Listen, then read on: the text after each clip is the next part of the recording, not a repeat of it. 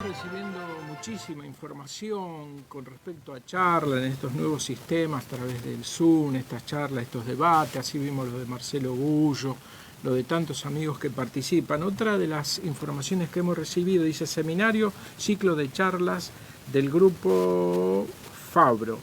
Desde el pensamiento nacional, la historia y el presente. Jueves 15 de octubre a las 19 horas, el modelo argentino, el legado de Juan Perón a cargo de Aritz Recalde. Y bueno, estamos con él en comunicación para que nos cuente un poco y bueno, desarrolle también el tema de esta conferencia.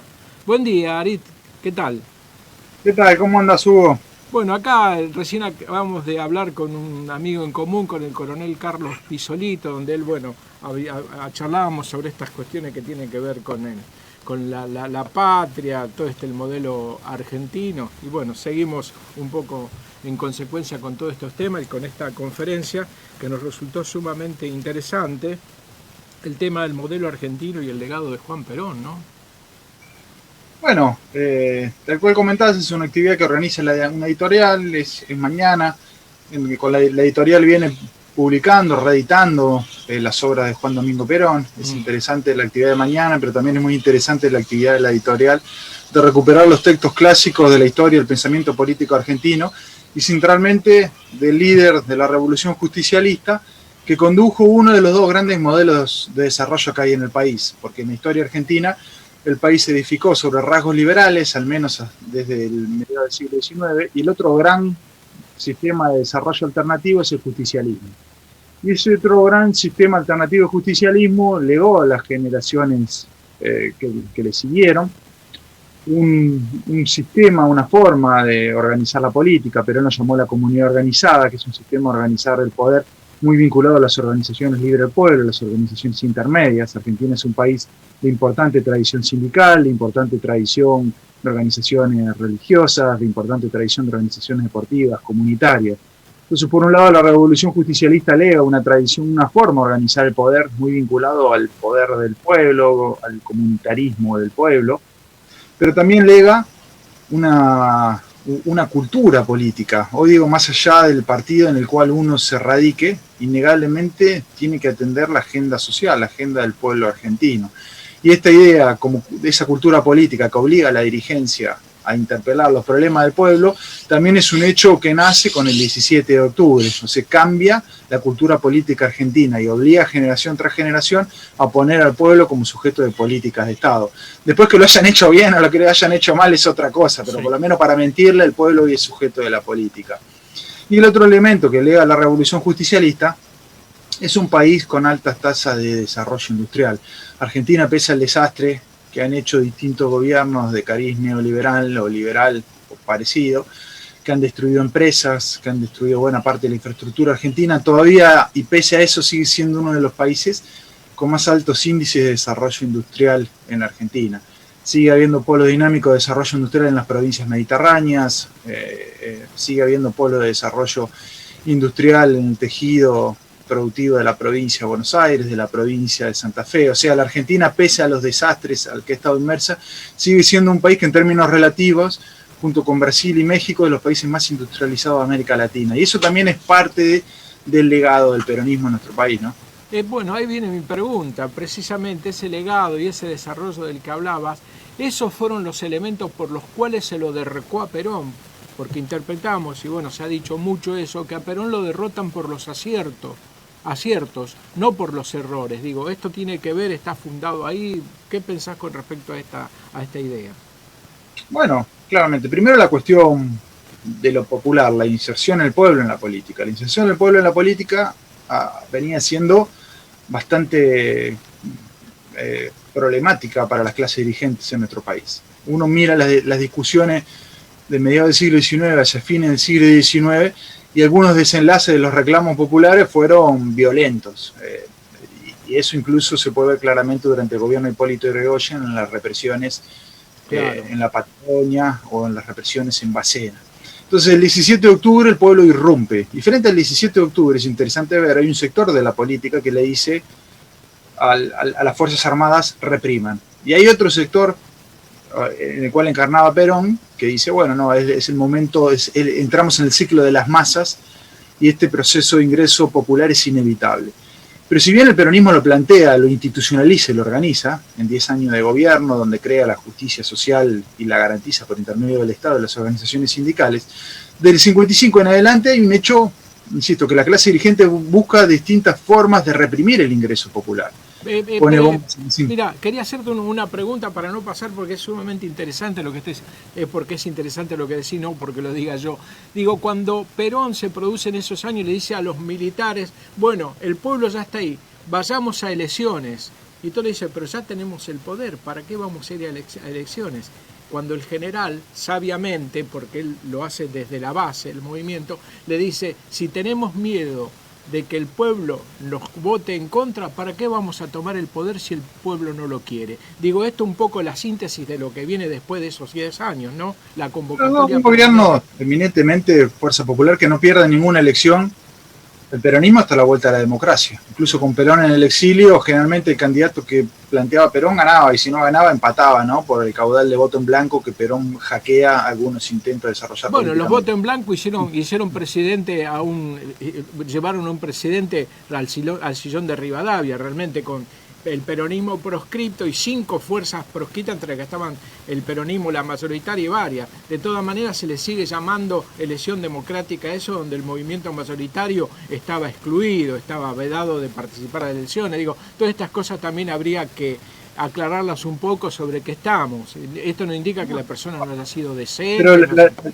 yo quería contestar esto que decías, el peronismo lo voltean por los aciertos. Bueno, el acierto fue el ingreso de la clase obrera como sujeto de la historia. Y la clase dirigente, frente a la aparición de la clase obrera, insisto, algunos dijo la solución es violenta, y ensayaron distintas formas de violencia contra la clase obrera, contra los derechos de los trabajadores. Bombardeos en el 55, en el 53 habían hecho atentados terroristas, sí. Fusilamientos en el 56, y distintas formas de ejercicio violento que terminan en el 76. El año de la dictadura del 76 es una respuesta al 17 de octubre. Es una conclusión de la clase dirigente que se tiene que sacar de encima a la clase obrera como sujeto central del patrón de desarrollo. Y el otro acierto que había tenido Perón, que también justifica el golpe de Estado, por lo menos visto desde las clases dirigentes y las oligarquías y las clases dirigentes extranjeras, es el proceso de industrialización de la Argentina. El proceso de industrialización de la Argentina genera mucho rechazo, mucho recelo de algunas potencias, lo cual también induce en que hay que voltear a Perón porque era una forma de voltear un programa de desarrollo industrial que generaba condiciones subjetivas de competencia con el capitalismo de los centros mundiales. Entonces yo comparto lo que vos decís, Hugo, a Perón lo voltean por sus aciertos, la inclusión de la clase obrera en el patrón de desarrollo nacional y la industrialización que hacía de la Argentina un país de desarrollo equivalente a las grandes potencias mundiales. Eso para mí fueron los dos grandes núcleos que empujaron a la oligarquía y al imperialismo internacional a sacar a Perón del escenario político. Y esto de que Perón, vos hablabas de la comunidad organizada, aquel esbozo filosófico del año 49, precisamente de la tierra de Pisolito, presentado ahí en Mendoza. Digo, esto de que Perón lo hace desde la base misma del pueblo, no es desde arriba como lo hizo el fascismo, el ordenamiento, es de abajo, es lo que le da fuerza al peronismo y que hoy esté tan vigente. Y bueno, obviamente tengo que decirlo, como que jóvenes como vos estén llevando esta bandera adelante y este esclarecimiento. Digo, ahí está la génesis de todo esto. Bueno, claro. Incluso es interesante ver el 17 de octubre. O sea, Perón en el 43 ni bien asume la dirección de Trabajo y Previsión Social, hace secretaría. Y en un año y medio sanciona más convenios colectivos protectores del trabajo que toda la historia que lo antecedió a nivel nacional. Y eso genera el 17 de octubre. El 17 de octubre es una respuesta concreta y racional del pueblo a un mandatario que le había dado más de lo que le habían dado décadas de gobiernos liberales anteriores. Y uno se pregunta, ¿por qué hizo tanto? Sí. Porque Perón organiza en ese año y medio, del 43 al 45, a los mejores dirigentes del movimiento obrero. Y esos mejores dirigentes del movimiento obrero Perón los encuentran y eran las organizaciones libres. Claro. O sea, el 17 de octubre es hijo de un gobierno que tuvo mucha contundencia. ¿Y por qué fue contundencia? Porque recupera los mejores cuadros del movimiento obrero. ¿Y ese movimiento obrero de dónde había salido? De abajo para arriba. Y si uno analiza incluso muchos de los dirigentes que puedan ser ministros con Perón, algunos venían de extracción socialista. Borlenghi, Ramón Borlenghi. Los dirigentes eran de las organizaciones libres. Entonces Perón se encuentra ese mundo del trabajo libre. Y lo que hace, lo fortifica, lo masifica y le da instrumentos concretos políticos para transferir esa fuerza social en realizaciones, ¿no? Porque encuentra durante 10 años un gobierno que le da a la clase obrera los elementos para construir las leyes sociales, todo el sistema de esparcimiento y protección de los trabajadores, todo el sistema de cobertura a la tercera edad, e incluso le da rango constitucional a los derechos de los trabajadores con la reforma de 49, ¿no? Es ese pueblo libre que se encuentra Perón, y Perón que encuentra ese pueblo libre que se juntan y caminan a la revolución. Ahí está, yo hace unos días, bueno, puse en mi muro algo, ¿no es cierto?, una foto que había encontrado. Digo, cuando Perón hace el estatuto del peón de campo, yo puse en lo mío, por eso quiero que vos lo revises un poco y opines sobre esto, si está bien o mal. Digo, ahí le declararon la guerra a Perón. A Perón le declaran la guerra cuando hace el estatuto del peón de campo, como un peón durmiendo en sábana. Me lo llegaron a decir, uno en la militancia de chico, dice, poner a la gente, dice, pedirle sábana. Digo que ahí fue, me parece, y ahí tu análisis, cuando le declaran la guerra a Perón. Bueno, sí, o sea, a Perón le hacen un juego de pinza. Primero un sector del empresariado nacional, que no entendió, porque es un sector del empresariado nacional vinculado al conservadurismo, al liberalismo, que no entendió el fenómeno que estaba viviendo. Digo, era un sector, porque había otro sector que lo venía revisando incluso durante el gobierno de Julio Argentino Roca, que manda a hacer el informe Vialet Macé sobre las condiciones de vida de los trabajadores. O sea, había un sector dentro del conservadurismo y liberalismo argentino que estaban viendo lo que pasaba. Incluso uno ve distintos dirigentes que después hacen el Partido Demócrata Progresista de Lisandro Latorre. O sea, todos esos sectores, no necesariamente todos eran antipopulares, pero un sector importante sí. Y tal cual vos decís, la reforma del peón del campo fue central, porque te cagaba una fibra sensible, insisto, era un problema antropológico, cultural. O sea, la clase dirigente no podía entender que ese trabajador era un ser humano integral, una persona que tenía que tener derechos y que incluso de la mano de esos derechos iba a mejorar sus condiciones de laburo, ¿no? Y después el otro juego de pinzas que le hacen a Perón es el capital transnacional y es la participación del embajador norteamericano Braden en la política interna de nuestro país. Entonces, tanto por los resentimientos que Perón genera por una parte de la oligarquía que no está dispuesta a hacer la reforma social. Pero era una parte, no era todo el empresario argentino. Bueno, y después los poderes internacionales, ¿no? Que Braden tenía mucha influencia en los núcleos intelectuales y en la prensa, ¿no? Entonces le hacen un juego de pinzas, oligarquía, capital transnacional, y eso lo llevan a la prensa, y la prensa le habla a la clase media. Entonces los sectores más dinámicos que se mueven contra Perón son las clases medias, incluso algunas universitarias. Es bueno decirlo ahí, ¿no es cierto?, de esos sectores que conocemos hoy, grandes fortunas que empezaron allá en los años 50, que después se fueron terrible antiperonistas. Uno lo ve desde chico, ha escuchado eso. Digo, pero en ese sector nacional, del empresariado nacional, ya había un Gelbar trabajando allá en los años 50 que Perón, que bueno, después tuvo su auge en el 73. Digo, todo este empresariado nacional que, bueno, a alguno le costó la vida, ¿no? Sí, bueno, incluso si uno mira el sistema de organización del poder de Perón, si uno mira el primer gabinete de Perón, uno dice, no sé, Cancillería, Ministerio del Interior, Ministerio de Trabajo, lo que era la Secretaría de Trabajo y Previsión, esos eran 3 lugares con hombres del movimiento obrero. Borlengi, Bramuglia, eran hombres del sindicalismo. Claro. Si uno miraba la política económica, había un hombre del empresariado, que era Miguel Miranda, un hombre del empresariado, directamente proveniente del empresariado. Claro. Y si uno miraba otras áreas del gobierno, otros ministros eran militares, o otros funcionarios eran militares.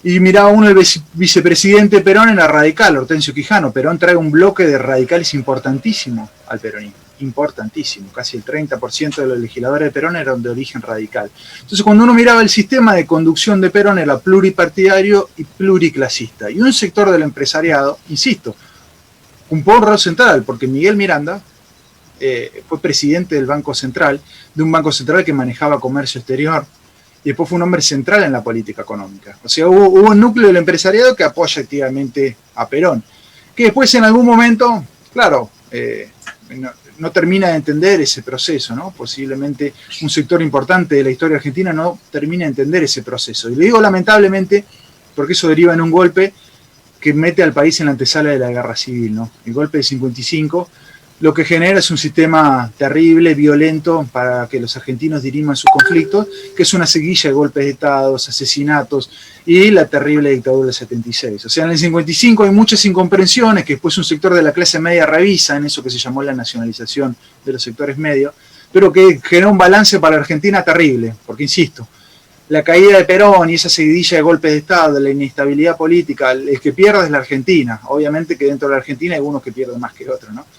Ahora, siguiendo esto, ¿no es cierto? Uno también recuerda, y esto tiene que ver cuando Perón ve toda esta cuestión con los radicales y le propone precisamente a quien fue gobernador de Villa María la vicepresidencia. Digo, ahí en tu estudio de esta relación, de lo que pasa después de estos enfrentamientos, quizás en ese repudio al ofrecimiento de Perón, fue lo que generó y lo que fue caldo de cultivo para que todos estos sectores de la antipatria pudieran realizar ese nefasto golpe del 55 y después el 76. Digo, esa es la síntesis. Claro, mira, yo creo que todos los partidos tienen corrientes populares, ¿no? Para ser justos. Y el peronismo, claro. El peronismo es una identidad que en su origen fue pluripartidaria. En el peronismo entró gente de Alianza Libertadora Nacionalista, como Rodolfo Walsh, Rogelio García Luco. Entró gente del radicalismo, un montón de legisladores, su vicepresidente, hombres de la cultura como Jaureche, Juan José Hernández Arregui, figuras de la política importante de la resistencia como John William Cook, hombres centrales de la reforma constitucional como Arturo Enrique Sampaio. O sea, hubo un montón de gente dentro del peronismo que había tenido militancia en el radicalismo. Hubo otros socialistas, un montón. Ahora, más allá de estas figuras sueltas, aunque Alianza Libertadora Nacionalista apoya en el 46, Perón crea el Partido Independiente, con el Partido Independiente que lo manejaba antes Aire Campo, ahora vienen sectores del conservadurismo. Hay sectores del conservadurismo que apoyan a Perón, sectores del socialismo, del radicalismo. Solano Lima, ¿no? Lo hace vicepresidente. Entonces, si uno mira, el peronismo fue pluripartidario, pluriclasista, pluriideológico, pero los partidos tradicionales, digo, lamentablemente, no terminaron de entender este proceso. Entonces uno dice el Partido Socialista, que uno supone tiene vocación por el trabajador, su papel frente a Perón fue bastante triste. Entonces, si bien hubo un montón de socialistas con Perón, la política del partido fue triste. Y lo mismo ocurrió con la posición del Partido Radical y lo mismo ocurrió con el Partido Comunista. O sea, partidos que dentro de su seno tenían corrientes populares que no terminan de comprender el fenómeno social del peronismo. Digo, y terminan en lugares, a mi punto de ver, desafortunados, porque no sé, el radicalismo tuvo en la oposición durante Perón a tipos como De Lepiane, Gabriel del Mazo, que esos eran tipos populares, que yo creo que dentro del peronismo podrían haber hecho un montón de cosas. O incluso, no sé, Alfredo Palacios dentro del socialismo. Un tipo que había hecho tanto en la historia del movimiento obrero, uno de los tipos que había escrito tantas obras sobre la historia del movimiento obrero, y termina en un papel con el peronismo casi reaccionario, embajador de un golpe de Estado. Entonces yo creo que esas figuras con esa trayectoria, me parece que dentro del peronismo podrían haber aportado mucho más a la consumación de sus ideas que lo que efectivamente pasó cuando ellos ocuparon un golpe de Estado. No podemos dejar de lado a Américo Scioldi también, las banderas de ese socialismo, y fíjate dónde terminan, cuando Perón había incorporado como ministro de Trabajo precisamente a un socialista, ¿no?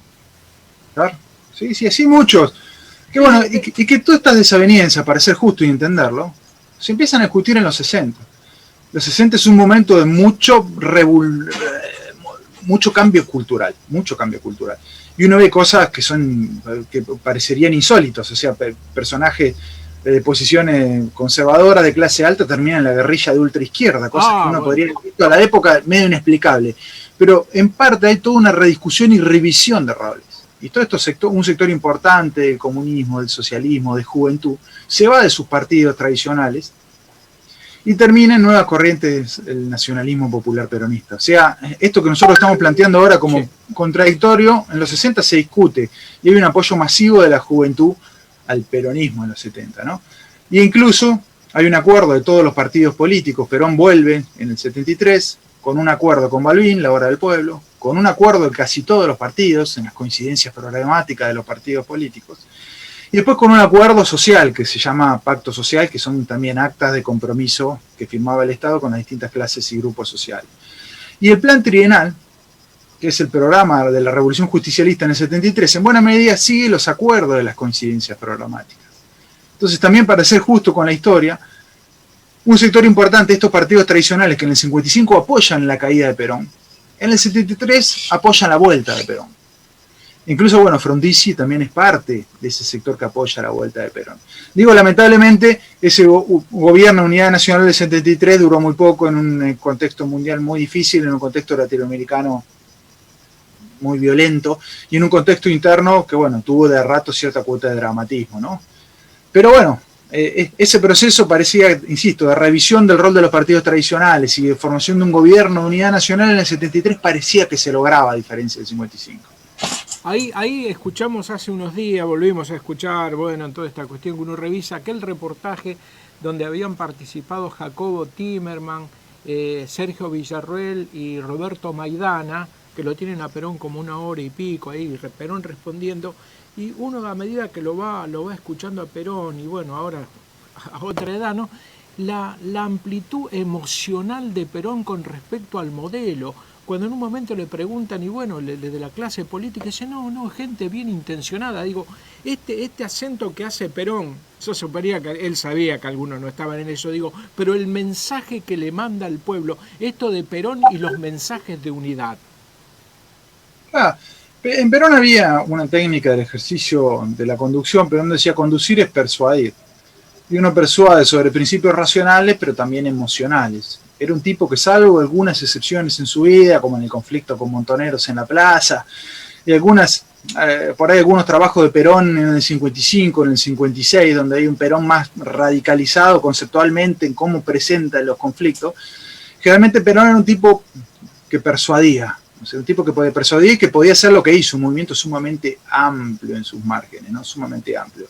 Y después la persuasión puesta al servicio de la unidad nacional. Yo creo que Perón creía en la unidad nacional. Perón creía en la nación como objeto colectivo. La nación es una unidad de destino, es un principio general de acuerdo de todas las clases, de todos los partidos, de todas las religiones, detrás de algunas cuestiones. La unidad nacional obviamente no quiere decir todos pensamos lo mismo, claro, sino quiere decir todos los actores, pese a la diversidad, podemos acordar principios generales ordenadores de un plan de desarrollo. La industria nacional, la inclusión de los trabajadores, la soberanía política, la autodeterminación del continente sudamericano para construir su destino. Me parece que Perón le ofrece a todos los partidos de la unidad nacional sobre estos principios, y en algún momento parece que esos partidos aceptan. Digo parecen, porque tiempo después Perón muere y Argentina padece otra dictadura más, ¿no? Digo, en esto que vos señalás, ¿no es cierto?, del trabajo y la producción, ¿qué rol hoy en tu análisis, en tu charla, le da a esto de la Confederación General Económica, Confederación General del Trabajo, esa síntesis del trabajo y la producción? Bueno, que hoy hay mucha gente que está hablando sobre esto, trabajo y producción, estas patas del modelo de Perón. Es que yo creo que es el camino. Primero, lo que creo que el trabajo es el gran integrador social, ¿no? Sí, claro. Y que si hoy uno mira la República Argentina, el 50% de los trabajadores cae dentro de la civilización del trabajo del modelo argentino que planteó Perón, un trabajo en blanco, con cobertura social, jubilación, derecho a esparcimiento, educación, una salud digna. Y hay un 50% en la informalidad y en el desempleo. Casi hoy el país está partido a la mitad, entre los integrados en la civilización del trabajo que funda que potencia la revolución justicialista, y 50 más en el mundo de la informalidad. Entonces, claro, este mundo de la informalidad tiene su sistema de organizaciones, comunitarias o organizaciones sociales. Y su empleador suele ser, en muchos casos, el Estado, por intermedio de planes, subsidios.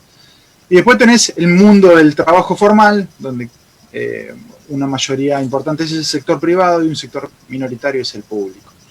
Entonces yo creo que, atendiendo a estas particularidades, que el mundo del trabajo está muy fragmentado. Dentro de los trabajadores hay gente que vive con subsidios de 10.000 pesos y hay sectores que ganan cientos de miles de pesos. Digo, en una clase obrera fragmentada. Digo, más allá de esa fragmentación, yo creo que el concepto general tiene que seguir primando. El trabajo es el factor integrador social. ¿Cuál es el modelo de trabajo? El modelo de la civilización del modelo argentino, el trabajo digno, en blanco. Y el trabajo digno en blanco se tiene que construir en una mesa de acuerdo nacional de coalición social entre los trabajadores y los empresarios. Digo, innegablemente, y en muchas situaciones el empresario y el trabajador pueden tener diferencias de apreciación en algún punto, pero tienen un punto de encuentro también, que es un enemigo mucho mayor, que es un sistema internacional que quiere ser de la Argentina un país solamente exportador de cereales. Entonces, digo, el empresariado argentino, si tiene la conciencia de este peligro, y bueno, y el trabajador se persuade también de la conciencia de este peligro, me parece que tenemos las condiciones objetivas para la unidad nacional. Insisto, el trabajo y la producción detrás de un modelo que genere empleo, porque el empleo es el factor de insisto, de introducción a la sociedad, de construcción de personalidad, de construcción de dignidad. Y para eso, insisto, falta un acuerdo entre el trabajador y el productor. Bueno, nos suena mucho esto que decís, el trabajo como el gran organizador social, y quizás como presente uno digo, el trabajo como esa gracia de Dios, ¿no es cierto? Y cuando Perón lo sintetizan es una sola clase de hombre, la que trabaja.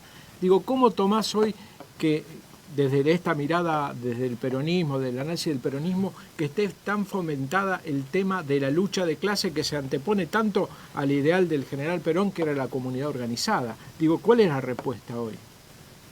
Bueno, el tema hoy del peronismo está muy fragmentado, es una federación de gobernadores, federación de intendentes. Yo creo que el gran legado de Perón es el movimiento sindical argentino, porque sigue defendiendo la civilización del trabajo. El sindicalismo sigue siendo un sistema de construcción política asentado en la democracia directa. Vos una elección en un sindicato no la ganás de un canal de televisión, la ganás con el afiliado en los pasillos de la oficina, de la fábrica o de la chacra. Claro. Entonces hoy creo que el movimiento sindical argentino sigue siendo el legado posiblemente más claro y más legítimo de Juan Domingo Perón. Después el resto del peronismo es más variopinto, y creo que en muchos casos ha usado el sello del partido para conducir a la gente hacia otras banderas. Y dentro de esa utilización del sello del partido, obviamente hay sectores liberales, que para mí no tienen nada que ver con el peronismo, y sectores liberales de izquierda, que para mí tienen poco que ver con el peronismo, que exacerban este planteo de la lucha de clases. Y la lucha de clases supone un concepto materialista del hombre. Y nosotros somos nacionalistas en la comunidad organizada, nosotros pensamos que el hombre es un hombre de cultura y que la nación como una unidad de destino y como un principio de solidaridad social es una entidad social, económica, pero centralmente emocional y cultural.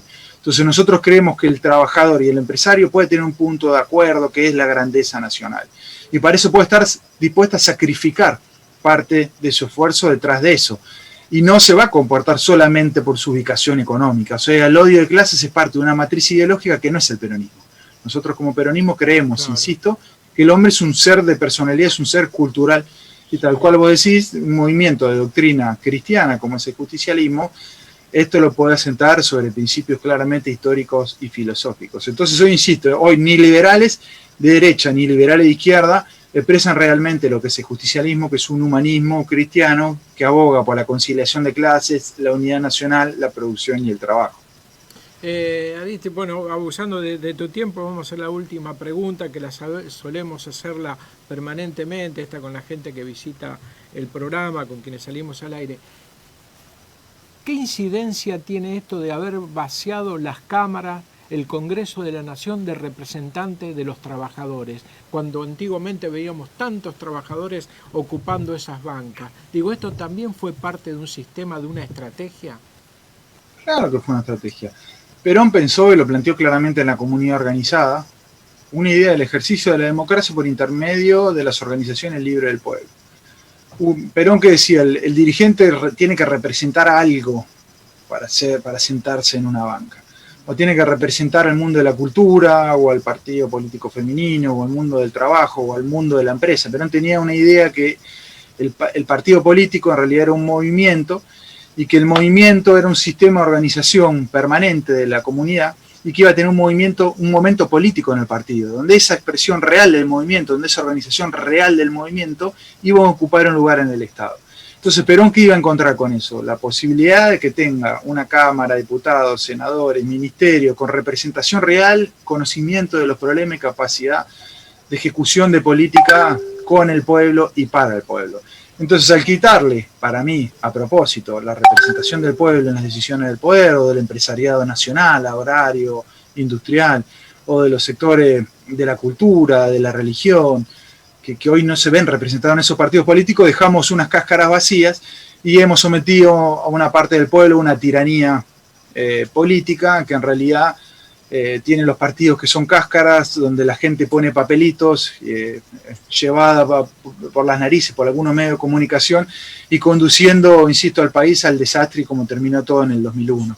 Entonces yo soy lo que creo que hay que volver a construir una herramienta política que realmente represente algo y que no sea un instrumento, insisto, que lo manejen las corporaciones económicas, las roscas oligárquicas de espaldas a la gente y los medios de comunicación, porque el problema es eso, cuando vos tenés un diputado que no representa a nadie, termina representando al patrón del grupo periodístico que lo instala en la comunidad. Claro. El patrón económico que le pone la plata al periodista o alguna corporación de turno. Entonces, al quitarle la realidad social al partido, se lo dimos directamente a las corporaciones mediáticas y a las corporaciones financieras locales y también, y preocupantemente como Argentina, las transnacionales. Cuando dice Perón, ¿no?, que ese político, ese hombre que ocupa su lugar debe provenir del pueblo y representar al pueblo, sentir y actuar como hombre del pueblo, ¿no? Esa síntesis extraordinaria de la función que tiene que cumplir un legislador o el que ocupa algún cargo político. Si no dice Perón, se puede volver un oligarca. Incluso Perón dice de los pocos dirigentes políticos en la historia argentina que adquirían esas condiciones, está Hipólito Yrigoyen. Perón se lo reconoce claramente. Decir, bueno, el dirigente tiene que venir del pueblo, sentir al pueblo, representar al pueblo. Claro. Y de los pocos hombres que han realmente que tienen esas condiciones es Hipólito Yrigoyen. Si no, dice, los dirigentes se vuelven realmente oligarquías, o sea, sectores políticos que viven muy bien del ejercicio del cargo, pero que poco hacen para la construcción de la nación y la resolución de los grandes temas nacionales. Bueno, uno lo ve incluso en nuestra ciudad, en nuestra región. Hay gente que trabaja de político hace 30 y pico de años que nunca le tienen un terror terrible a la actividad privada. Eso lo manifiesto, no trabajaron nunca en la actividad política, en la actividad privada. Trabajan de político en eso oligarca, lo que Perón nos advertía tanto como pueblo, ¿no?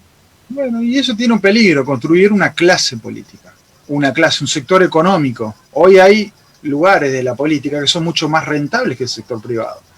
Hoy hay mucha gente que dice, mira, ¿por qué yo voy a sembrar, no sé, 100 hectáreas de soja si por ahí soy senador y durante 30 años tengo un ingreso estable y no me someto a los vaivenes del clima, del precio internacional de la soja o de los pesticidas? ¿Para qué voy a poner un mercadito, un comercio, si yo realmente puedo, no sé, ser diputado, acomodarme en la lista? Entonces, esto que termina creando una clase política, un sector que vive económicamente del Estado, que actúa como clase, como oligarquía, que no tiene patria, que no tiene bandera y que se va acomodando a las distintas modas de turno, que es lo que compra el capital transnacional. El mundo se divide en países que mandan y de países que obedecen.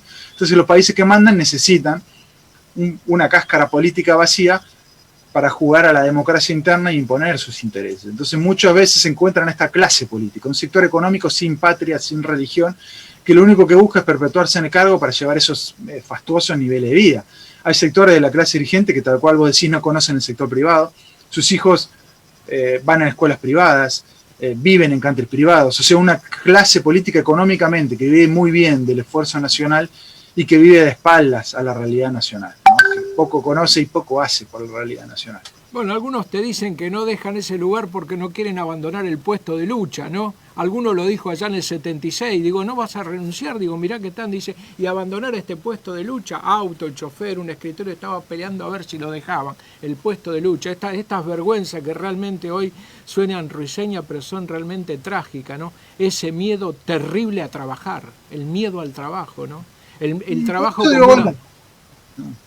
No, perdóname, Hugo, sí. No, el trabajo como una maldición, no como una gracia de Dios, ¿no? Por eso digo, lamentablemente se ha perdido en parte también ese concepto, ¿no? Ahora yendo al concepto del trabajo. Hoy Argentina, por ejemplo, está repartiendo 9 millones de IFE, que en el marco del coronavirus tienen su lógica. Ahora, yo creo que hay que convertir esos 9 millones de IFE en una contraprestación. En el año 2002... Dualde encuentra un país con 54% de pobres, 2 dígitos de desempleo, 30% indigentes, mucho más indigentes de ahora porque no había asignación universal por hijo. Ahora, los planes trabajar tenían contraprestación. Y después cuando Cristina Kirchner hace la asignación universal por hijo, tenía contraprestación para los pibes, escuela y vacuna. Nosotros no podemos tener un país donde hay 10 millones de subsidiados que no le devuelvan con una contraprestación el esfuerzo. Y el peligro de lo que significa esto desde el punto de vista cultural. Recuerdo lo último, y ya no te retengo más, pero sí permitime esto. Hace muchos años, cuando aparecieron este tema de los planes, que se pagaba un 50% una parte, recuerdo y me quedó tan grabado. Yo después hice una nota con él, con Rodríguez Sá, con Adolfo. En un programa, no sé si de Neusta o Grondona, le dice, no, nosotros en San Luis vamos a pagar el sueldo completo. Claro, le salieron lo otro a la yugular. ¿Cómo? Pero Rodríguez Sá le dice, no, dice, pero tienen que ir a trabajar, dice. Le vamos a pagar el sueldo completo, pero tienen que ir a trabajar. Eso es defender la cultura del trabajo.